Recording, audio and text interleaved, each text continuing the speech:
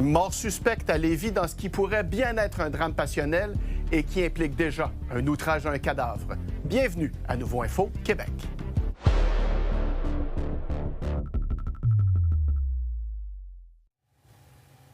Bon début de soirée tout le monde. Eh bien, la police de Québec poursuit son enquête après la découverte du corps d'une femme hier soir dans un boisé de Lévis. Caroline, même si les circonstances du décès sont encore nébuleuses, on apprend qu'il y a un homme qui a comparu dans ce dossier-là.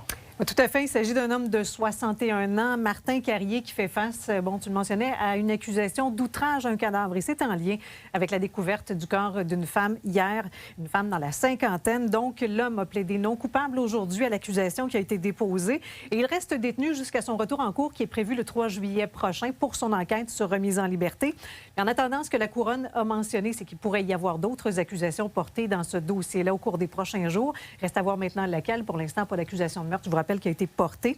Donc, les circonstances entourant le décès de cette femme dans la cinquantaine, on en sait très peu. La police essaie toujours d'éclaircir justement ce qui a pu se passer dans les heures, dans les journées qui précèdent toute cette histoire-là. Je vous rappelle d'ailleurs que c'est dimanche que la famille, inquiète d'être sans nouvelles de cette femme-là depuis déjà plusieurs jours, a signalé la disparition du côté de la police de Québec.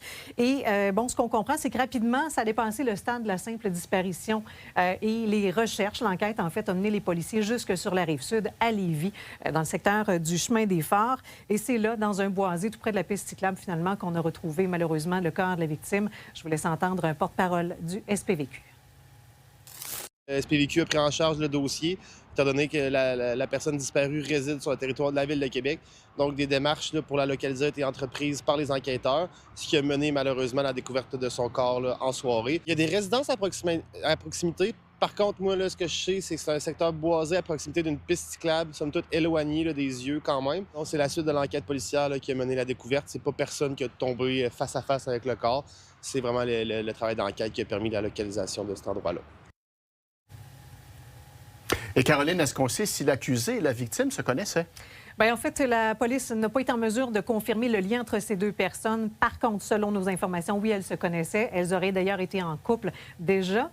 Pour faire progresser l'enquête en attendant et pour essayer d'avoir un peu plus d'informations, la police de Québec a érigé 2 postes de commandement, un du côté du chemin Sainte-Foy, notamment à Québec, et à Lévis aussi, dans le secteur du stationnement, en fait, des galeries Chagnon, pour avoir un peu plus d'informations. Et on invite toutes les personnes qui auraient davantage d'informations à se rendre sur place ou à communiquer au 681 Agir.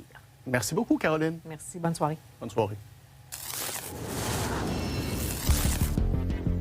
Une entente est finalement intervenue entre la mère de Nora et Romy Carpentier et la Sûreté du Québec. Depuis 3 ans, Amélie Lemieux réclamait une indemnité après le cafouillage entourant les recherches sur la disparition des enfants tués par leur père en juillet 2020 à Saint-Apollinaire, en Chaudière-Appalaches. Le montant versé ne sera pas dévoilé, mais Mme Lemieux a fait savoir à Nouveau Info qu'elle était satisfaite. Une famille ontarienne réclame plus de 25 millions de dollars à Parc Canada pour un terrible accident survenu l'été dernier à Place Diouville. Les touristes originaires de Burlington attendaient une table à un restaurant et les 2 enfants ont décidé d'aller se balader sur les remparts pour tuer le temps. Malheureusement, Kian Penny, 16 ans, a perdu pied et s'est gravement blessé à la tête après une chute de 7 mètres. L'adolescent a été dans le coma pendant 1 semaine et la famille estime que Parc Canada a failli à sa responsabilité de sécuriser l'endroit. Kian est extrêmement atteint, il y a des problèmes neurologiques graves, il va avoir maintenant besoin d'aide 24 heures sur 24, 7 jours sur 7. Parc Canada, étant bien au courant de ce risque-là, ayant eu amplement l'opportunité d'y penser et de prendre les mesures qui s'imposaient, et ne l'ayant pas fait, c'est sa négligence qui domine dans cet incident-là. Une Lévisienne de 18 ans s'est noyée hier soir dans la piscine familiale. Contactée par un membre de la famille, le service de police de Lévis s'est présenté vers 18h50 dans une résidence de la rue Massenet. Les policiers y ont découvert le corps de la femme au fond de l'eau. Des manœuvres de réanimation ont été pratiquées, mais en vain. Le décès a été constaté à l'hôpital. Le coroner a ouvert une enquête. L'histoire du journal de Sainte-Foy que Jean-Luc Lavoie a fondé continue de coller à la peau du maire de Québec. Ce journal avait opéré illégalement pendant des mois en raison d'une déclaration qui n'avait jamais été faite au registraire des entreprises. Félix-Antoine Audet, tu étais à l'hôtel de Ville un peu plus tôt aujourd'hui quand Bruno Marchand a rencontré les médias et il en a encore été question. Oui, c'est une histoire, Mathieu, qui ne semble pas vouloir mourir pour le maire et son équipe. Ça fait déjà près d'une dizaine de jours qu'il en entend parler presque à tous les jours. Et cette fois, ça partait du chef de l'opposition, Stéphane Lachance, qui a mentionné que selon lui, le rôle de Jean-Luc Lavoie dans le dossier du tramway ne lui convenait pas. Parce qu'il faut le savoir, le rôle de Jean-Luc Lavoie, c'est les relations avec les commerçants. Selon Stéphane Lachance, il n'a pas la légitimité en raison de cette controverse pour exercer ce rôle-là. Bien évidemment, le maire Bruno Marchand est venu à la défense de son conseiller, mais surtout, il en a profité pour lancer une pique au chef de l'opposition. J'ai totalement confiance en M. Lavoie. J'ai totalement confiance en lui. Il fait un excellent travail avec les commerçants, il est présent et tout ce qui devait être fait a été fait. Après ça, de la part du chef de l'opposition, il faut faire attention quand on attaque les gens pour ne pas avoir un passé où on pourrait soi-même être attaqué. Ça a déjà été dans les médias. Je pense que si on a besoin d'une chance aux coureurs nous-mêmes, il faut donner une chance à d'autres. Dans ce cas-ci, je ne sais pas s'il la donne à M. Lavoie, mais il faudrait qu'il fasse attention pour que ça revienne sur lui. Félix, on va parler un peu des travaux du tramway parce que force est d'admettre que si on voulait de la communication de la part de la Ville, on est servi. C'est dur de dire autrement, hein, on va se le dire, Mathieu. Ça fait depuis le mois de janvier 7 mises à jour des dossiers du tramway qui ont été faites par l'équipe du maire Marchand. Et il n'y avait pas grand-chose à dire, on va se dire honnêtement aujourd'hui. On nous a dit que les travaux étaient là où ils étaient supposés être, que les mesures pour atténuer la circulation et les impacts fonctionnaient. Alors j'ai demandé au maire, êtes-vous en train de nous dire que tout va bien et que tout ce qui s'est passé dans les derniers mois s'est bien passé? Voici sa réponse. Le travail n'est pas fini. C'est pas vrai, quelqu'un qui écoute ça dit moi j'ai déjà été pris à un moment donné sur le bord laurier. Oui, c'est arrivé. Là. Ce qu'on dit, ça arrivait avant aussi. Ce qu'on dit, c'est que compte tenu des entraves, tout ce qui a été fait, d'abord, on veut reconnaître comment les citoyens agissent et se comportent. Ça facilite beaucoup. On ajoute des choses pour prendre soin d'eux. On communique.